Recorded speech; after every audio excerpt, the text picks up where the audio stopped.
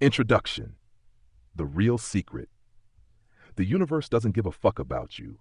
While this might sound harsh, it is actually the best possible news. The universe's indifference is not because you are unworthy, out of alignment with the cosmos, or laboring under a generational curse. It is simply because the universe has no fucks to give.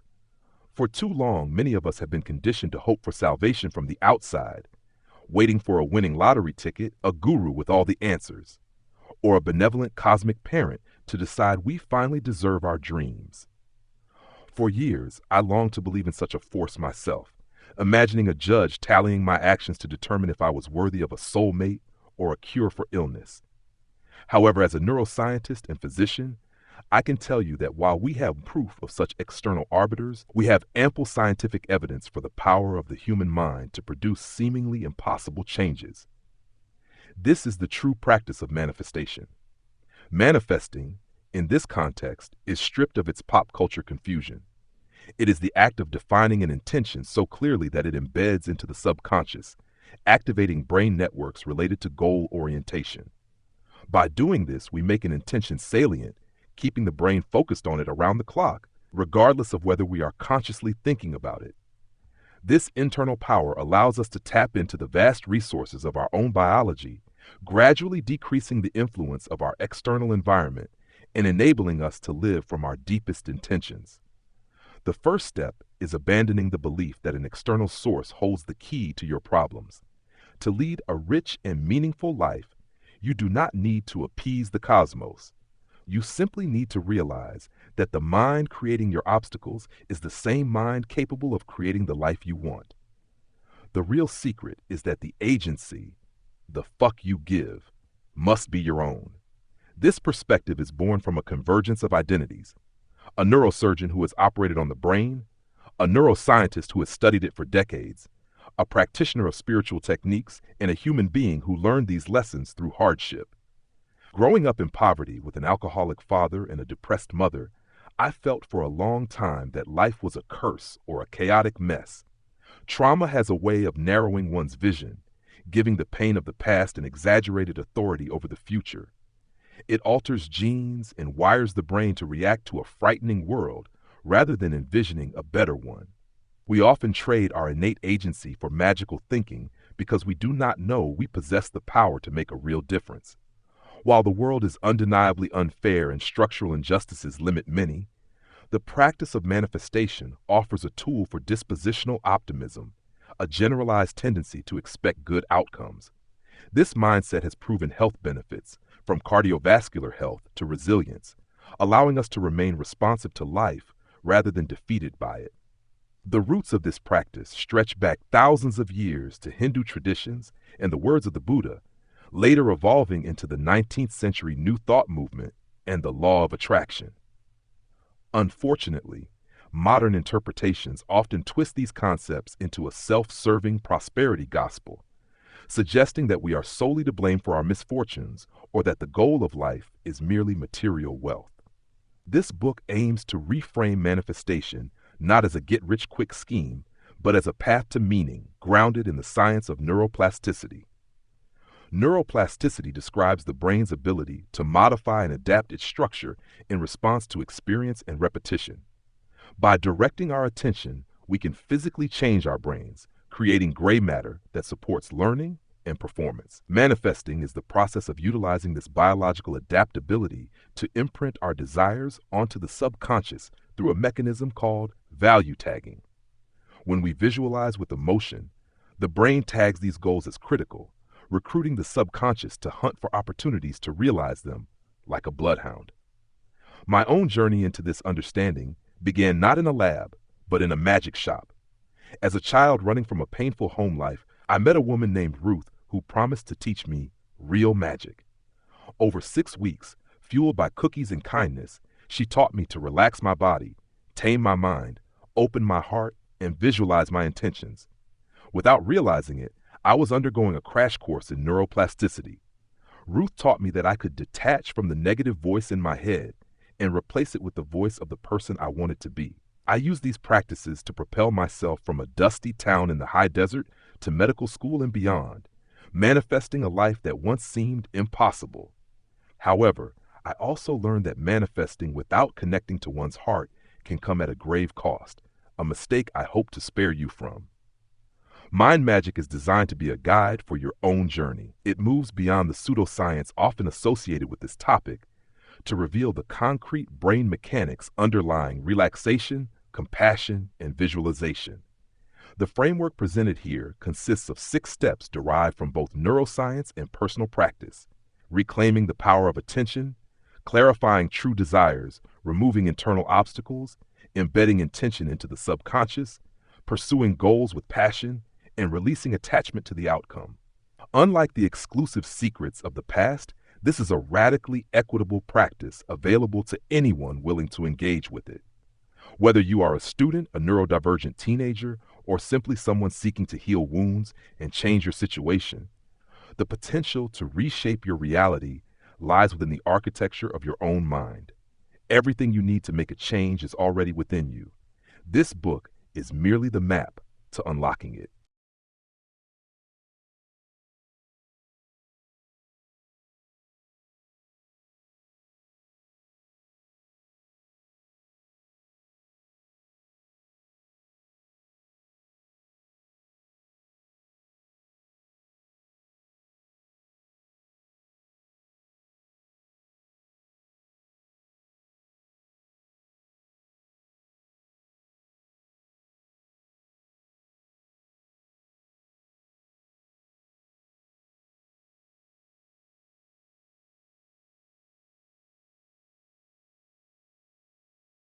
Chapter 1: Out of the Wreckage.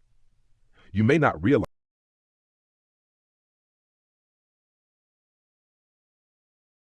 it or believe it, but you are already manifesting your life.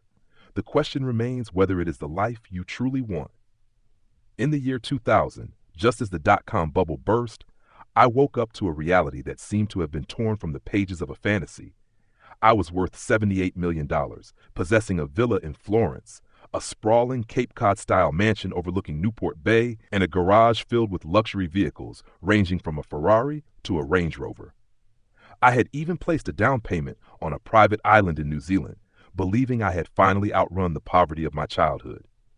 It seemed that everything I had ever envisioned had materialized. Yet within 6 weeks, the fantasy evaporated. The market crashed, and my net worth vanished with it, leaving me wide awake in a living nightmare where every sunrise brought fresh, bad news. The inevitable call from my banker came one morning, piercing the silence with a feigned cheerfulness that barely masked the gravity of the situation.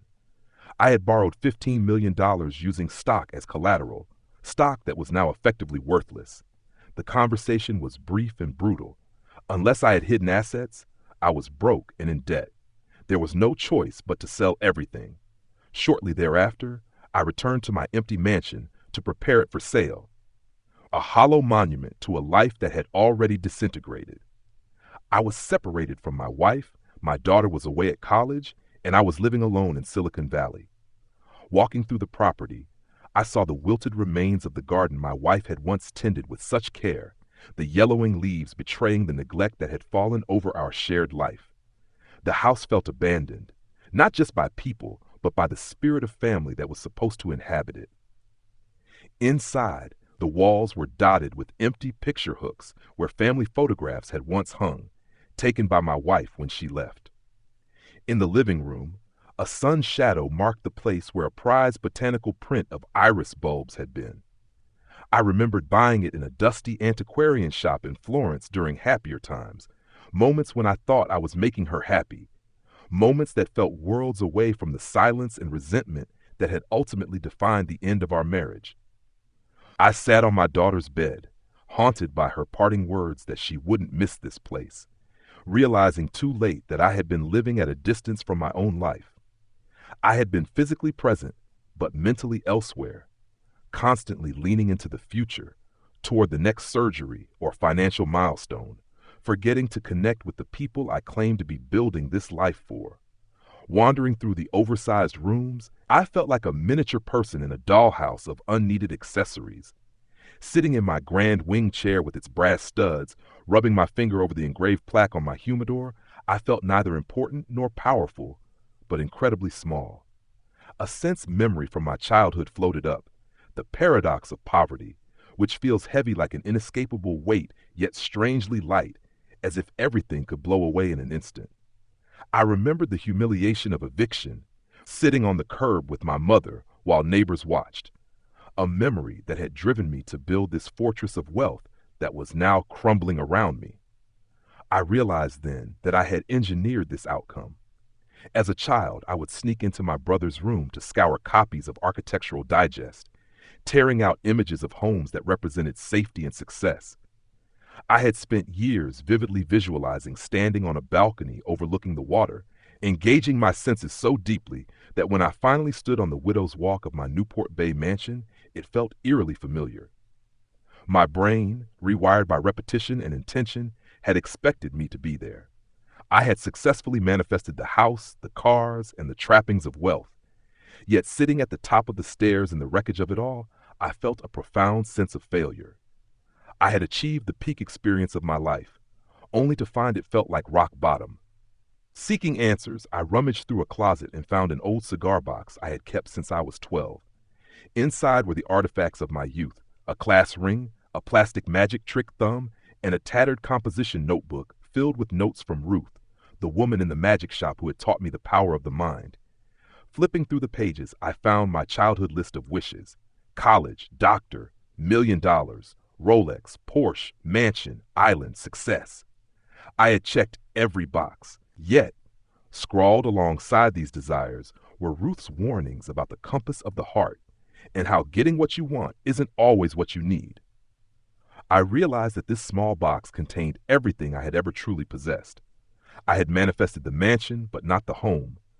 I had created the structure, but failed to fill it with the warmth, safety, and connection I actually craved.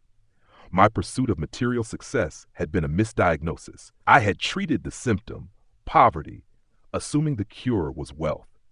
But the true illness was a deep-seated sense of shame and a lack of self-worth, born from a chaotic upbringing with an alcoholic father and a depressed mother.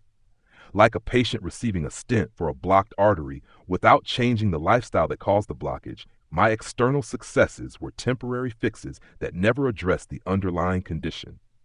I had bypassed my true affliction, manifesting my own unhappiness by visualizing future success without ever vividly witnessing my life in the present.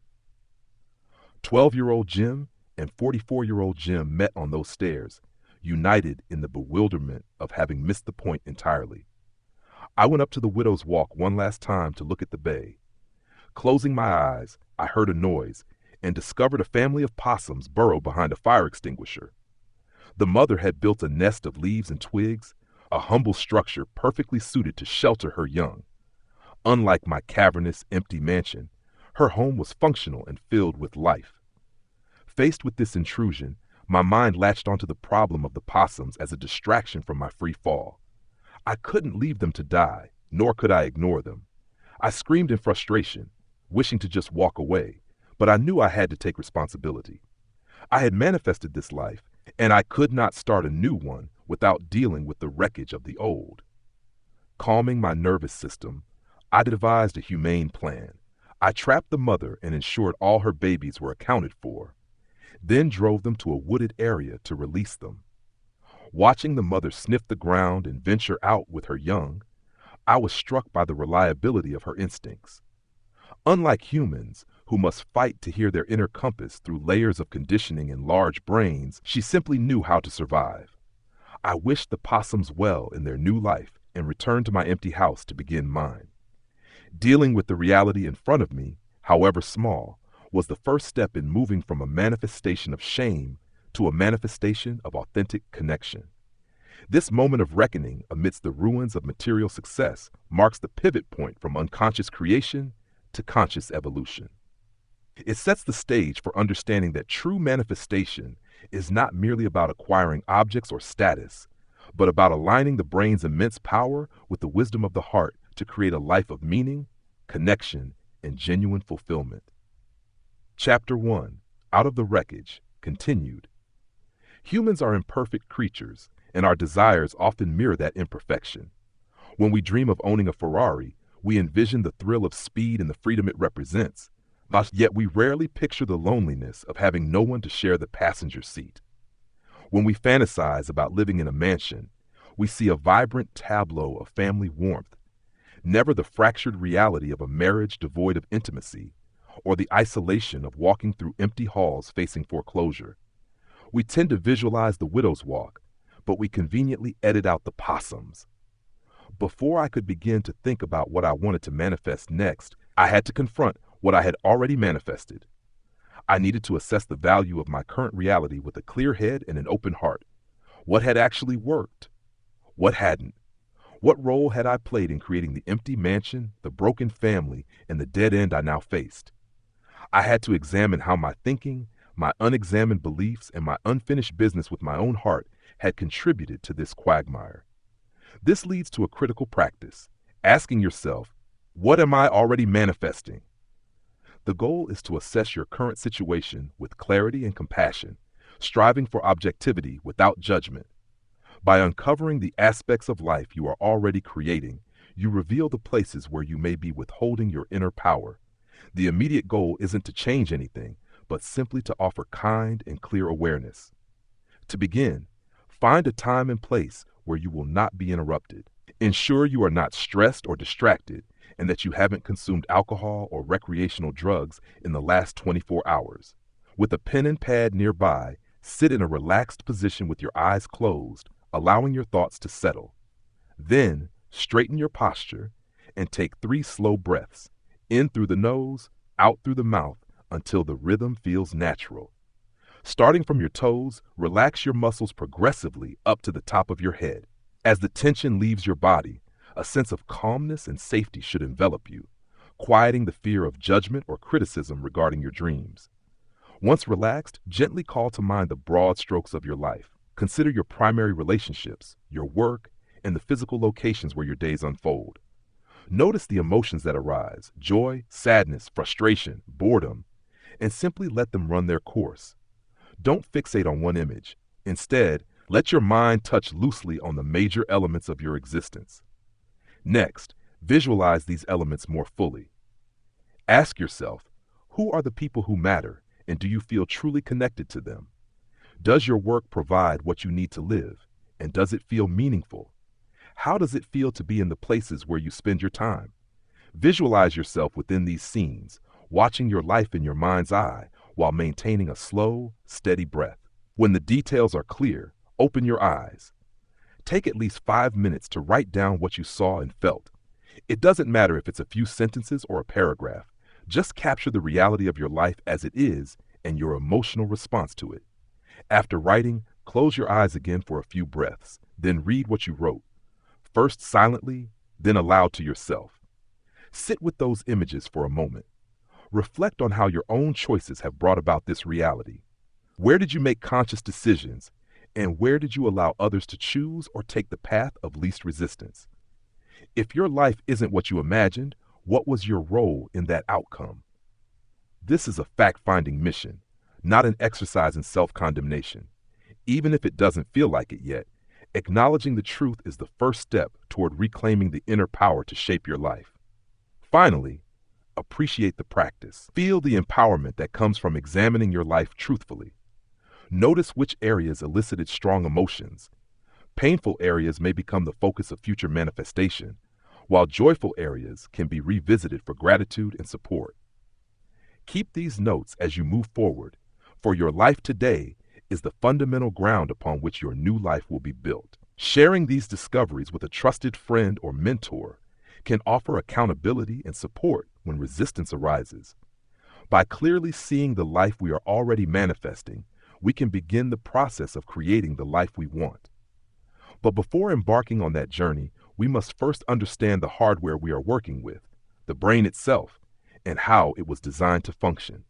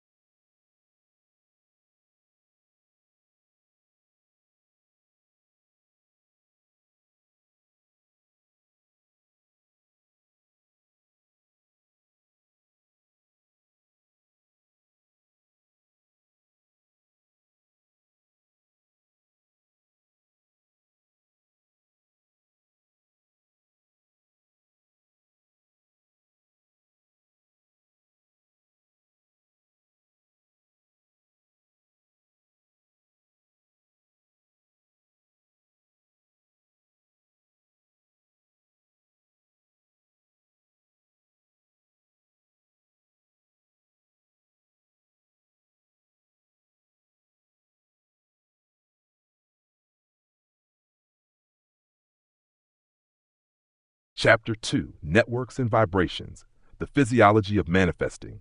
In high school, I knew a guy named George Calloway who seemed to excel at everything effortlessly: academics, sports, and leadership, often all at once. I envied his versatility, but mostly I admired how he served the greater purpose of whatever team needed him. The human brain functions much like a team of George Callaways. Neurons are multi-sport athletes, constantly forming and disbanding coalitions to execute complex tasks like sensory interpretation, moral reasoning, and intuition. These groups scale up into large-scale brain networks, which are identifiable collections of brain regions that light up together to perform high-level cognitive functions. Manifesting primarily leverages four of these networks: the default mode network, DMN, the central executive network, CN, the salience network, SN, and the attention network, AN. The interplay of these networks, regulated by the nervous system, allows us to focus our attention and embed our intentions into the subconscious. Consider the story of Anula, who emigrated from Sri Lanka to the United States at 15. Her family fled civil war only to face financial instability and her mother's cancer diagnosis in their new home. The immense pressure to succeed for her family's sake kept Anula's amygdala, the brain's threat detection center, chronically overactive. This state of constant fight or flight blocked her ability to direct her attention toward her goal of becoming a doctor. Despite knowing what she wanted, her anxiety paralyzed her, leading to poor academic performance and debilitating self-doubt. It wasn't until she discovered manifestation and began practicing relaxation techniques that she could calm her nervous system enough to focus. The human nervous system has two primary modes: the sympathetic nervous system, SNS, responsible for fight, flight, or freeze, and the parasympathetic nervous system, PNS, responsible for rest and digest. The SNS is designed for short bursts of survival activity, flooding the body with cortisol and narrowing focus to immediate threats. The PNS returns the body to homeostasis, allowing for recovery, connection, and access to higher-level cognitive functions like creativity and planning. In modern life, however, we often live in a state of chronic SNS activation, treating emails like saber-toothed tigers. This chronic stress blocks our ability to manifest because the brain cannot access the imagination or unlock the subconscious when it believes it is under threat. To manifest effectively, we must shift into the green zone of the PNS. This state is mediated by the myelinated vagus nerve, an evolutionary adaptation in mammals that facilitates social connection and care. When we are in the green zone, we are calm, focused, and open, allowing the cortex, the CEO of the brain, to take the driver's seat. This is the state Anula accessed through meditation and breath work. By relaxing her body, she quieted the noise of her fear and allowed her attention network to focus on her intention. The process involves a collaboration between the brain's networks. The salience network, SN, acts as a filter, deciding what information is important enough to deserve our limited conscious attention. By repeatedly visualizing her success, reading letters of congratulation to herself, Anula taught her SN to tag her goal of becoming a doctor as highly salient. This, in turn, activated the Central Executive Network, CEN, to plan and execute goal-directed behaviors, while quieting the Default Mode Network, DMN, which is often the source of the inner critic and distracting mind-wandering. When the system works correctly, the SN and Attention Network, AN, identify an important intention, the CN strategizes how to achieve it, and the DMN recedes, stopping its negative self-talk. However, under stress, the SNS hijacks this process. The amygdala flares up, forcing the DMN into rumination and shutting down the CEN's ability to plan effectively. This is why Anula felt paralyzed. Her stress response was literally blocking the neural pathways required for manifestation. Once she learned to regulate her nervous system, Anula aligned her personal ambition with a larger purpose: compassion for future patients.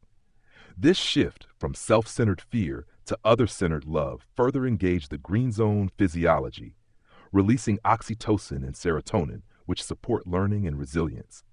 Her brain, no longer under siege, could finally wire itself for success. She went from failing practice tests to passing the MCAT and getting into medical school, a journey that began not with studying harder, but with calming down enough to let her brain work as it was designed to. This physiological shift is the foundation of manifesting, moving from a state of survival to a state of creation.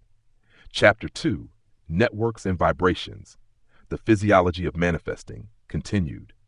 To truly understand the physiology of manifesting, we must look beyond the networks of the brain and consider the underlying nature of reality itself. Vibration. While the term vibrational energy is often dismissed as New Age mysticism, scientific literature supports the concept that everything in the universe, from the microscopic to the macroscopic, is in constant motion. Quantum coherence demonstrates that subatomic particles can communicate instantaneously across vast distances, resonating with one another in a complex dance of connection. Nothing exists in isolation. Every atom, organism, and galaxy is part of a greater, interconnected whole. This is true for human beings as well.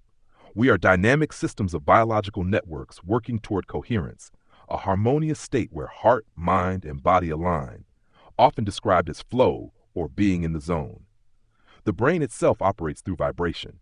Neural activity is characterized by electrical oscillations at various frequencies: gamma waves for high-level cognition, beta waves for alertness, alpha for idling, theta for relaxation, and delta for deep sleep.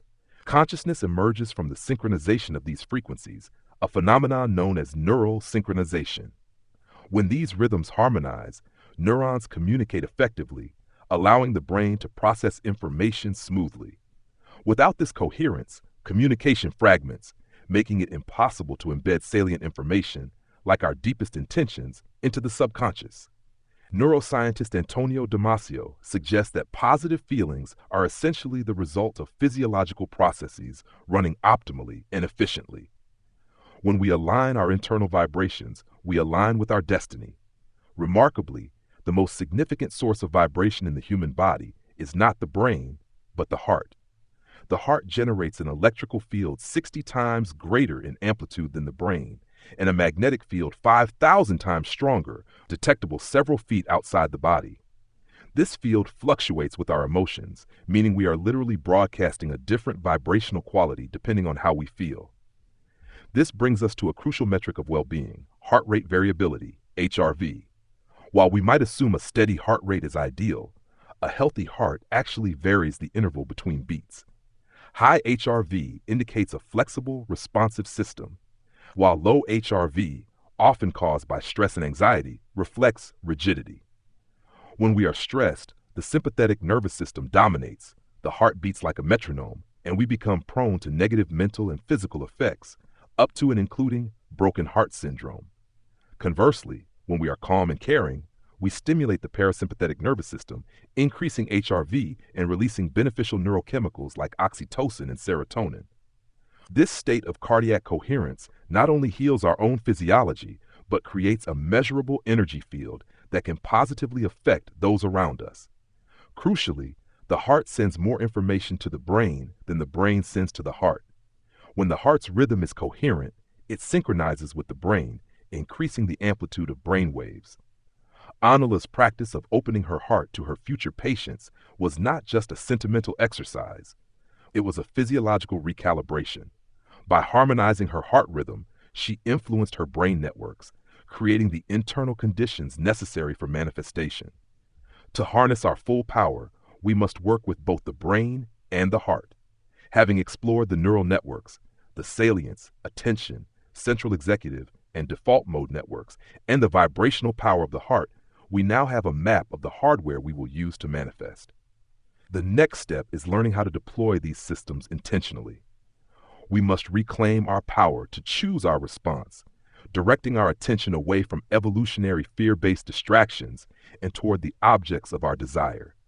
This mastery of attention is the key to manifesting a dream that does not turn into a nightmare, a lesson I learned firsthand as I rebuilt my life from the ashes of my own success.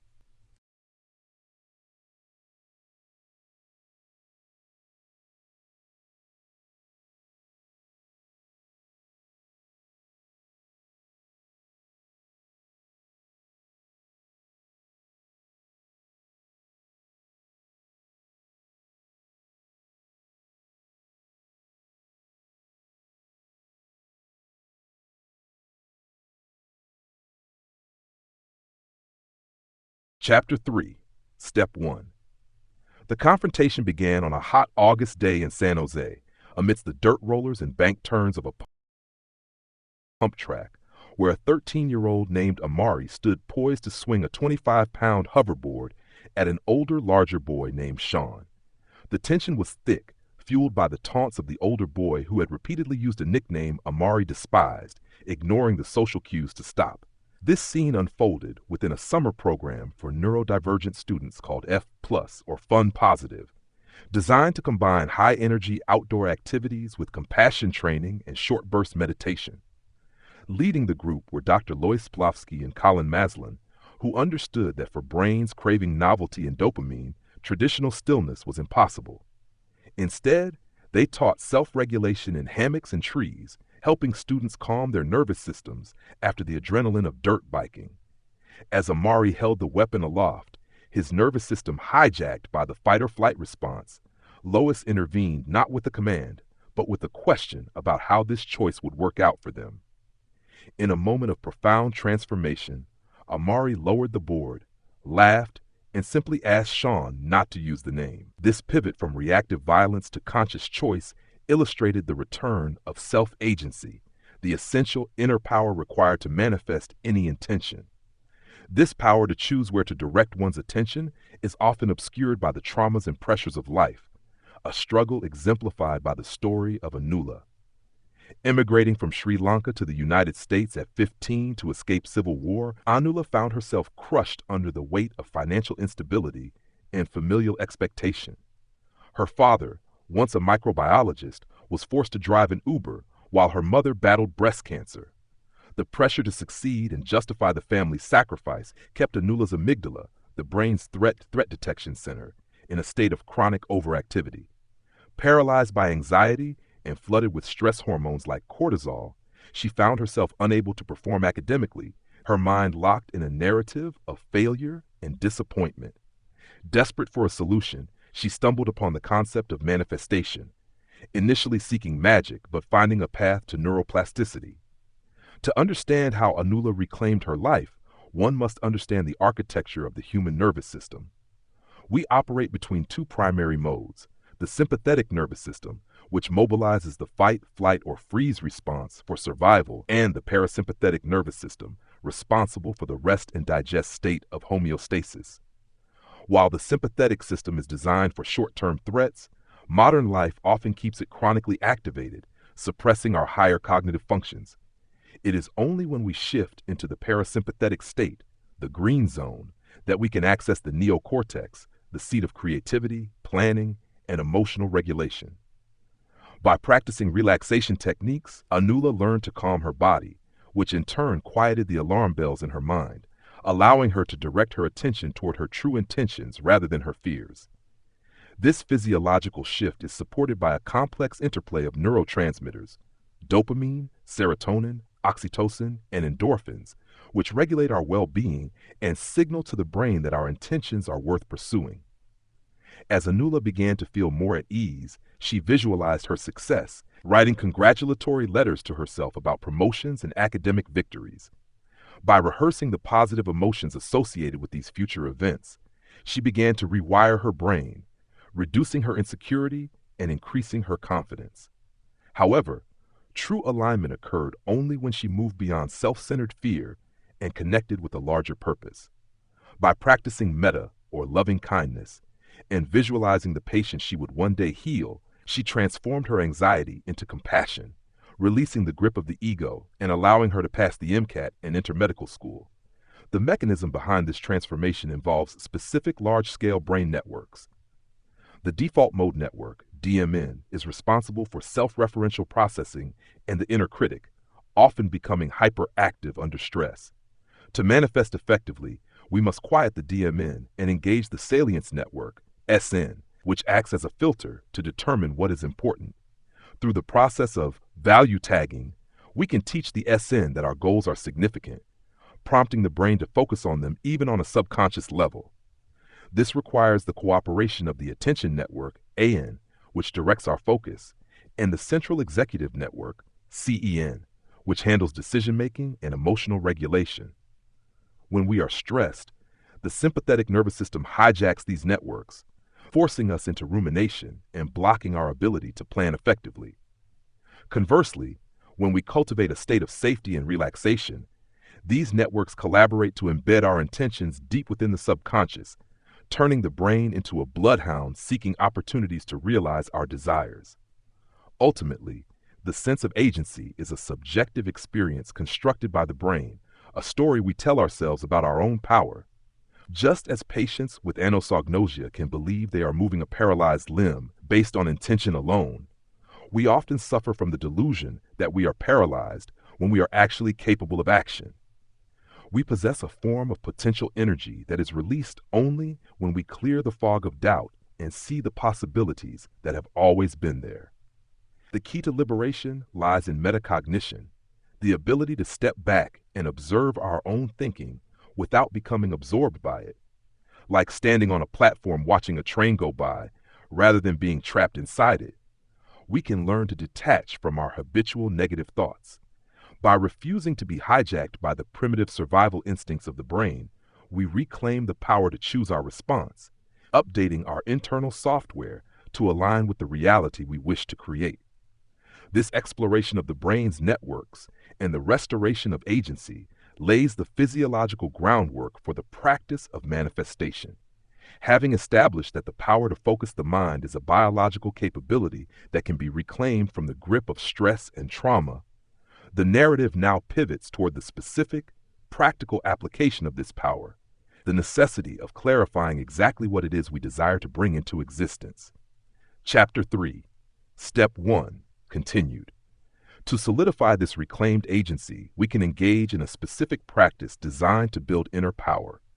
When you feel your body has reached a state of relative relaxation, reflect on a simple activity you have wanted to accomplish but, for whatever reason, have left undone. This should be modest and achievable, such as waking up early for a 15-minute walk or committing to abstaining from soft drinks or alcohol for the day.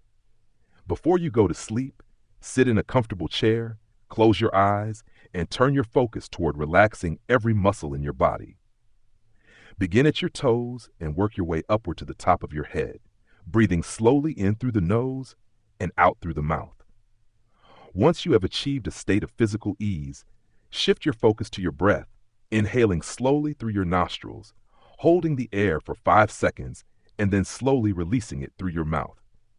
After sustaining this rhythmic breathing for 5 minutes, visualize yourself performing that simple activity. It is crucial not merely to think of the concept of the activity, but to actually see yourself doing it in your mind's eye. Once the visualization is clear, open your eyes, write your goal or activity on a piece of paper, and place it on your nightstand. Then, lie down to sleep. Close your eyes again and return to your slow breathing, spending a few minutes watching yourself carry out your intention. Allow this visualization and the steady rhythm of your breath to lead you into sleep, installing the intention into your nervous system as you drift off. When you wake the following morning, sit up and read the paper immediately. Embed the thought of your goal into your mind and proceed with your day. If your commitment was to walk, do so. If it was to avoid soft drinks, recognize the moment a choice arises, pause, and consciously choose not to partake. Crucially, each time you successfully perform the activity or refrain from the unwanted behavior, take a moment to congratulate yourself. Write down on a piece of paper, "I congratulate myself for completing this task." By repeating this daily, you demonstrate to yourself that you possess the agency to complete a task you have chosen to focus on. While the task itself may be simple, the activity engages specific brain processes associated with embedding intention. Continue this task until the process requires no thought and becomes automatic. This reflects the power of what my friend B.J. Fogg, a behavior scientist at Stanford, calls tiny habits. In his work, he provides the formula B=MAP, illustrating that behavior happens when motivation, ability, and a prompt all converge at the same moment. Once the mind and body are in a state of balance and peace, and we have regained access to the power of our imagination, we can begin thinking clearly about what we want to manifest in the present and future. With this foundation of agency established, we are ready to move to the next phase of the process, clarifying what you truly want.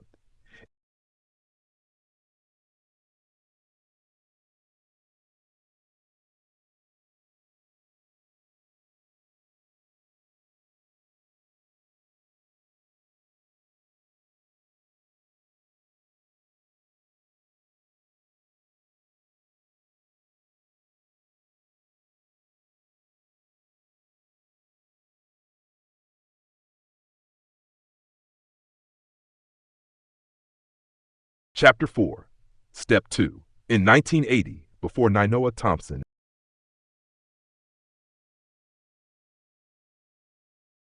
embarked on his historic 2,200-mile voyage from Hawaii to Tahiti in the traditional double-hulled canoe Hokulea, his teacher, master navigator Maupiailug, took him to the Lanai Lookout on Oahu. Mau asked him to point toward Tahiti, which lay thousands of miles across the open ocean. When Thompson pointed, Mau asked if he could see the island. Thompson admitted he couldn't see it physically, but could see the image of it in his mind. Mau's final lesson was simple yet profound. Don't ever lose that image, or you will be lost. This was an instruction to trust his inner compass, the innate sense of direction that would guide him through the vast Pacific without Western instruments. Manifesting begins here, by connecting with our own inner image of where we want to go. This vision must be strong enough to hold us steady through the doldrums and storms of life. However, in today's culture, the concept of manifestation is often distorted into a pursuit of material wealth, a shallow interpretation that suggests acquiring things will fill an emotional void. I learned this the hard way, sitting in my empty mansion with my head in my hands. My childhood dream of owning a private island was about personal glory and isolation, whereas Thompson's vision of Tahiti was about cultural survival and lineage. Both were islands, but they were very different destinations. Knowing what to want is the crucial first step in setting our compass correctly. Desires evolve. As Abraham Maslow's hierarchy suggests, we must first meet our basic needs for survival before we can turn our attention to connection and higher purpose. Manifestation serves us at every level, whether we need to pay rent or find self-actualization. I used these techniques to escape poverty long before I understood their spiritual dimension. Reclaiming the power of agency can be overwhelming. It brings a rush of responsibility, sometimes leading us to blame ourselves for things out of our control, or filling us with a dizzying sense of limitless potential. Suddenly, all our buried hopes and culturally conditioned desires flood in. What society values, what our families expect, and what our pain tells us we need to be safe. Sorting through this noise to find the quiet, true longing of the heart is the challenge of this phase. We must gain clarity on what is truly worth pursuing. To navigate this tangled mass of aspirations, we need to examine our personal definition of success. What does it actually look and feel like to us, stripped of external expectations?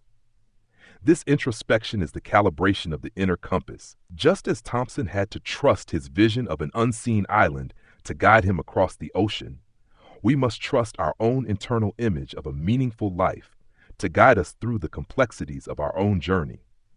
Understanding what we truly want is the prerequisite for embedding that intention into the subconscious and setting the powerful machinery of manifestation in motion.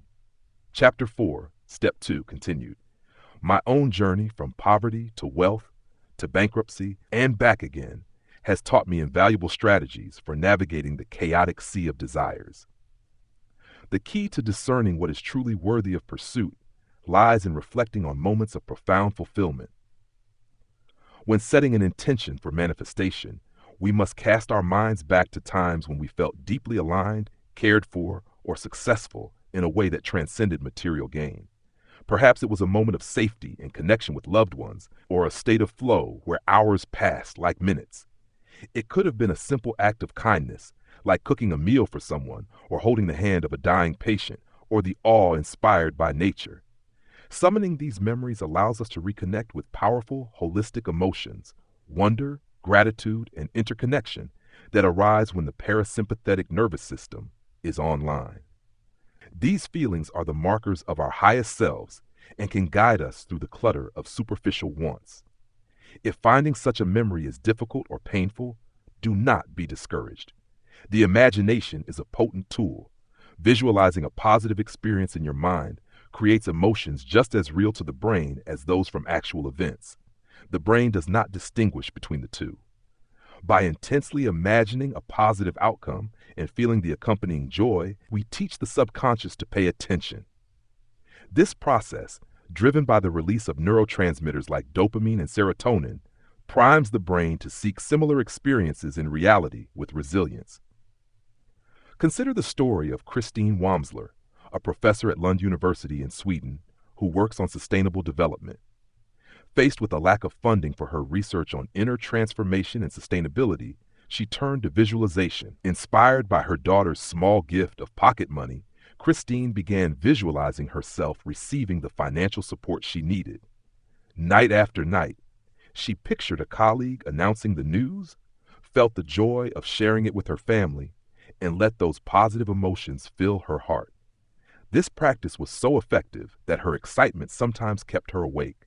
The positive emotions signaled to her subconscious that securing the grant was deeply meaningful, and within weeks, she received multiple grants to support her work. The mechanism at play here is value tagging, a process within the brain's salience network. When we attach strong positive emotions to an intention, the brain tags that information as critical. This emotional charge captures our attention and directs the subconscious to prioritize experiences that align with those feelings. Therefore, successful visualization is not just about picturing the physical outcome, but about fully inhabiting the emotional reality of that success in the present moment. You are essentially changing the emotional pH of your consciousness, teaching your brain to recognize and seek out well-being. Accessing the imagination in this way is a direct benefit of engaging the PNS. When we are calm and safe, the brain's executive control areas can integrate past experiences and future possibilities into creative new patterns. In contrast, the stress response of the sympathetic nervous system, SNS, shuts down this capacity, trapping us in cycles of fear and negativity. To break free from old patterns and environmental conditioning, we must provide ourselves with an inner experience vivid enough to overthrow our emotional addictions. By repeatedly visualizing our desired reality with intense positive emotion, we give our intentions the velocity needed to influence outcomes, much like elite athletes who mentally rehearse their victories. This practice transforms the brain's hardware, creating new neural circuits that align with our deepest desires. Having clarified what we truly want and understood the power of positive emotion in directing our attention, we must now address the internal barriers that stand in our way.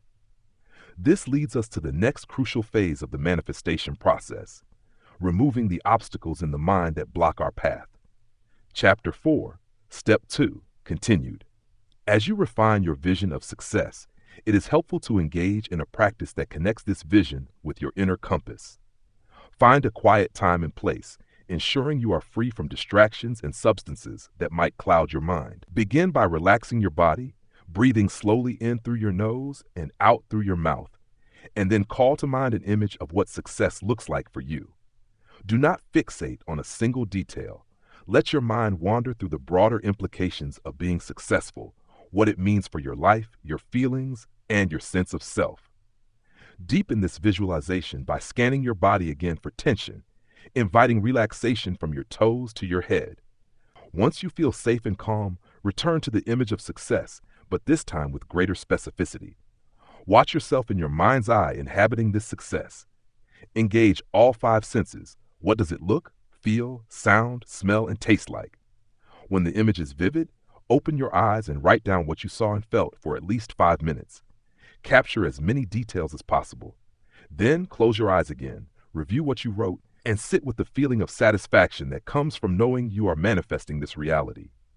Keep this written vision somewhere visible, on your fridge, in your wallet, or as a recording, to remind your subconscious of the goal.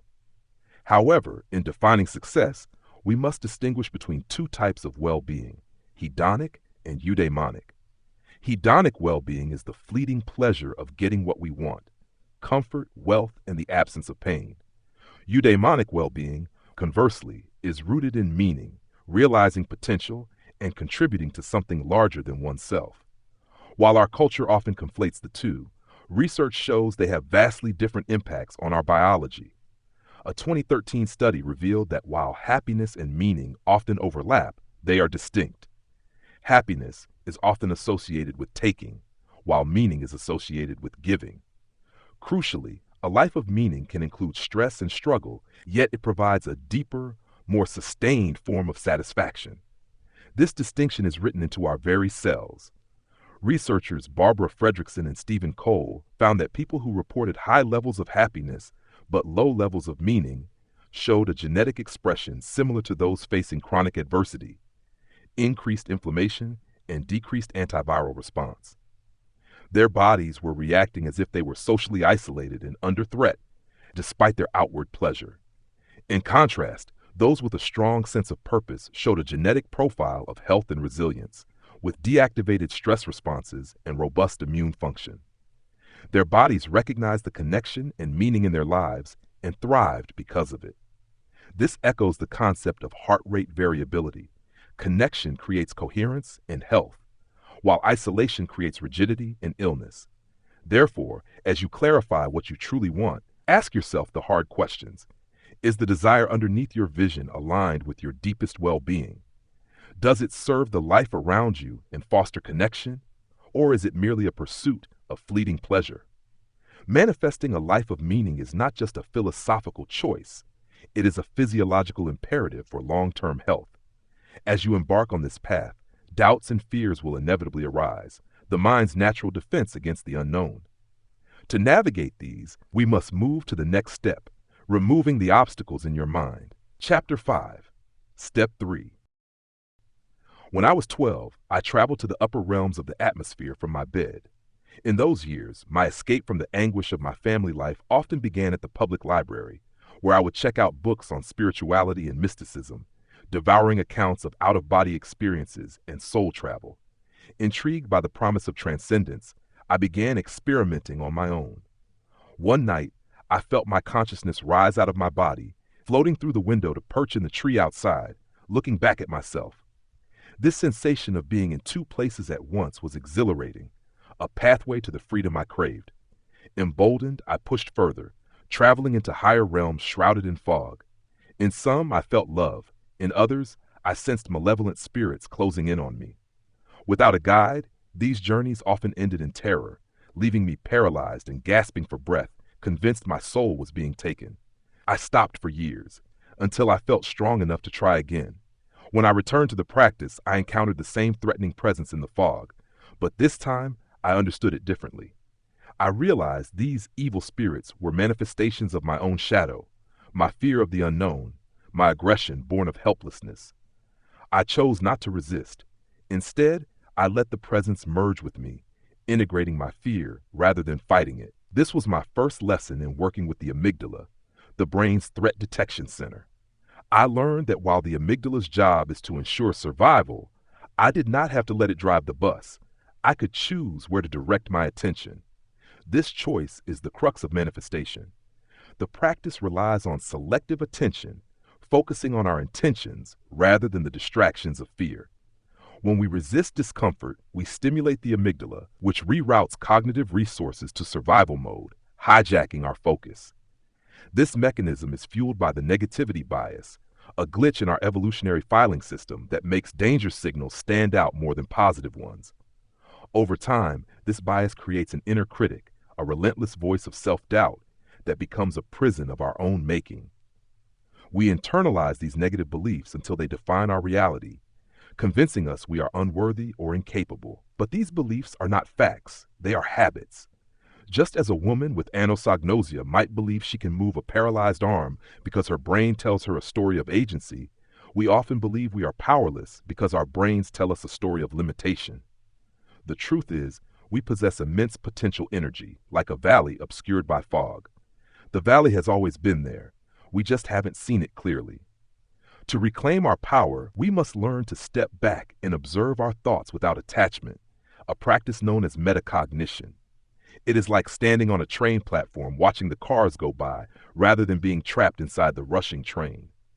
To break free, we must soothe the primitive nervous system. The fight-or-flight response is ancient, residing in the brainstem which cannot process time, making trauma feel eternal. However, we have a newer evolutionary ally, the mammalian caregiving system, mediated by the vagus nerve. This system allows us to feel safe, connected, and calm. By activating this pathway through self-compassion, we can offer ourselves the safety we may have lacked as children, quieting the inner critic. This process of unmasking false beliefs creates space for positive ones. Shankar Hemedy, a friend from my compassion training program, grew up in poverty in Mumbai, believing there is not enough.